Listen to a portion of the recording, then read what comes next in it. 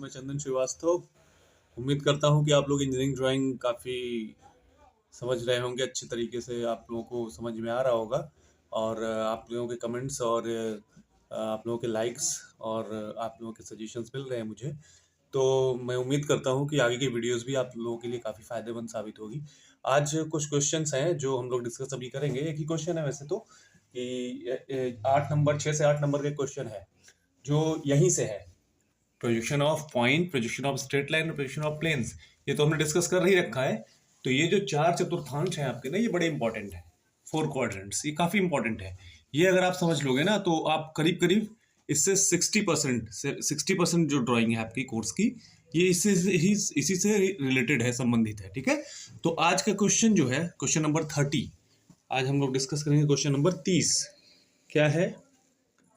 प्रथम कोणीय प्रक्षेप फर्स्ट एंगल प्रोजेक्शन तथा तृतीय कोणीय प्रक्षेप थर्ड एंगल प्रोजेक्शन में सचित्र अंतर स्पष्ट कीजिए। फर्स्ट एंगल और third angle, FAP, fap, first angle projection fap, और थर्ड एंगल प्रोजेक्शन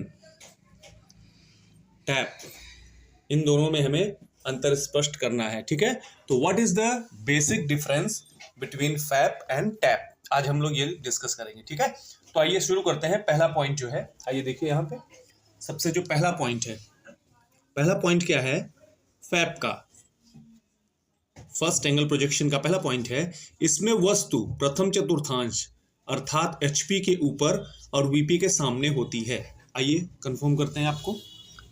ये देखिए, ये है first angle projection, first quadrant में HP के ऊपर और VP के सामने। ये मैंने एक कोण बना रखा है, शंकु ले रखा है, जो HP के ऊपर है और VP के सामने। ये हो गया फर्स्ट का, फर्स्ट क्वाड्रेंट का। ठीक है, अब आते हैं फिर से, देखिए थर्ड क्वाड्रेंट में, ये तो फर्स्ट का हो गया।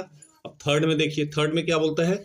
इसमें वस्तु तृतीय चतुर्थांश अर्थात HP के नीचे और VP के पीछे होती है। तो HP के नीचे और VP के पीछे, देखिए ध्यान से, थर्ड क्वाड्रेंट, ये HP सरफेस है HP के नीचे, और ये VP सरफेस है VP के पीछे। ये एक शंकु बना हुआ है, तो ये आपका थर्ड क्वाड्रेंट, जिसका रूल है HP/VP। ठीक है, ये हो गया पहला पॉइंट। अब आते हैं दूसरे पॉइंट की ओर। दूसरा पॉइंट क्या कहता है बेटा? इसमें वस्तु दर्शक तथा प्रक्षेप तल के बीच होती है।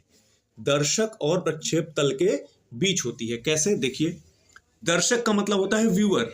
व्यूअर कहाँ है आपका? यहाँ, ये देखिए व्यूअर बना है, हम यहां से देख रहे हैं। तो जो आपकी वस्तु है, वस्तु क्या है? कोण, वो कहाँ है? तल और व्यूअर के बीच में।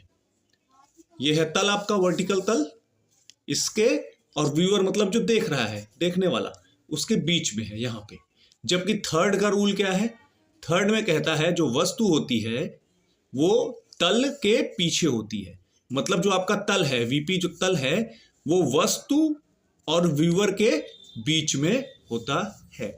ये डिफरेंस, दो डिफरेंस हो गए। अब आते हैं डिफरेंस नंबर 3 पर। 3 क्या है?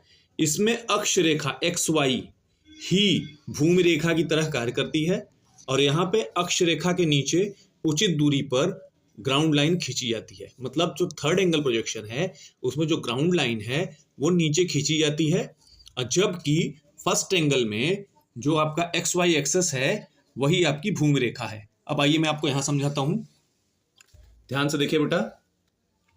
ये आपका अक्ष है XY, दिख रहा है आपको? XY।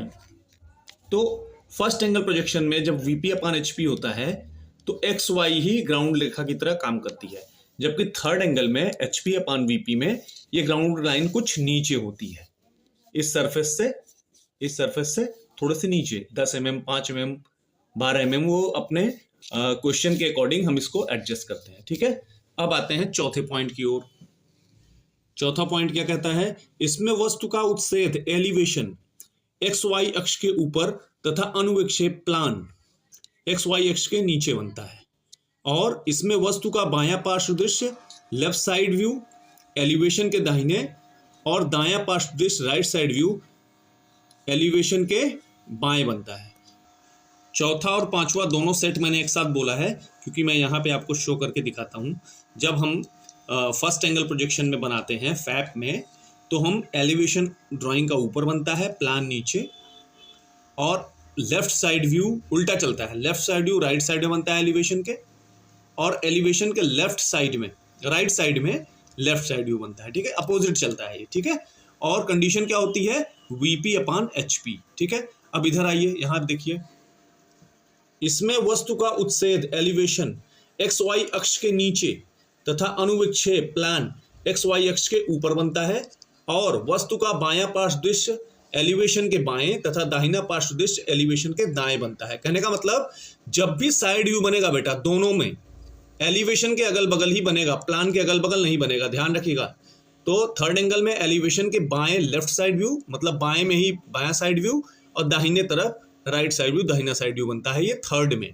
जबकि फर्स्ट में एलिवेशन के लेफ्ट में राइट साइड व्यू और एलिवेशन के राइट में लेफ्ट साइड व्यू बनता है। ये आप लोग ध्यान रखिएगा, इस पे क्वेश्चन हमने पहले डिस्कस किया। की ओर छठा पॉइंट कहता है, इसका प्रयोग मुख्य रूप से भारत, यूरोप तथा कनाडा देशों में हो रहा है। मतलब हम लोग इंडिया में कौन सा यूज करते हैं, फर्स्ट एंगल प्रोजेक्शन यूज करते हैं, ठीक है, इंडिया में भी, और यूरोप और कनाडा देशों में फर्स्ट एंगल यूज होता है। और इधर थर्ड एंगल कहाँ यूज होता है बेटा, इसका प्रयोग मुख्य रूप से ऑस्ट्रेलिया तथा संयुक्त राष्ट्र अमेरिका में हो रहा है। यूएसए में और ऑस्ट्रेलिया में ये लोग थर्ड एंगल पे ज्यादा काम करते हैं। अब आते हैं हम लोग सिंबल पे। सिंबल का ध्यान से देखिए आप लोग, ये है सिंबल फर्स्ट एंगल प्रोजेक्शन का, ये सिंबल है आपका फर्स्ट एंगल प्रोजेक्शन का। ध्यान से देखिए, कभी कभी 1-2 नंबर के क्वेश्चन में भी एक सिंबल सिर्फ सिंबल बनाने के लिए आ जाता है, तो ध्यान से देखिए। फर्स्ट एंगल प्रोजेक्शन में ग्लास जैसी आकृति है, लेटा हुआ ग्लास, ये आगे रहेगा, इसके पीछे ये सर्कल, 2 सर्कल, ये इस वाली लाइन को, यहाँ से यहाँ तक की दूरी को ये बड़ा वाला सर्कल रिप्रेजेंट करता है, और ये छोटी वाली लाइन को ये छोटा वाला सर्कल रिप्रेजेंट करता है। ये है आपका फर्स्ट एंगल का प्रोजेक्शन का सिंबल, प्रक्षेप चिन्ह।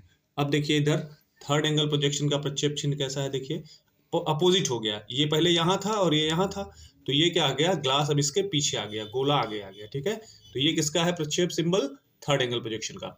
तो आज हम लोगों ने ये 8 नंबर का क्वेश्चन डिस्कस किया है। अब इसके आगे हम लोग अभी और कुछ और भी वीडियोस मैं आप लोगों के साथ जल्दी डिस्कस करने वाला हूँ। मेरे साथ लगातार बने रहिए, और बाकी वीडियोस के लिए मुझे लाइक करिए, कमेंट करिए, और अपने सजेशंस, वैल्यूएबल सजेशंस जरूर भेजिए बेटा, तो उससे मुझे भी फायदा होता है, कुछ और बेहतर करने के लिए मैं भी कोशिश करता हूँ कि और बेहतर कैसे कर सकूँ। Thank you very much.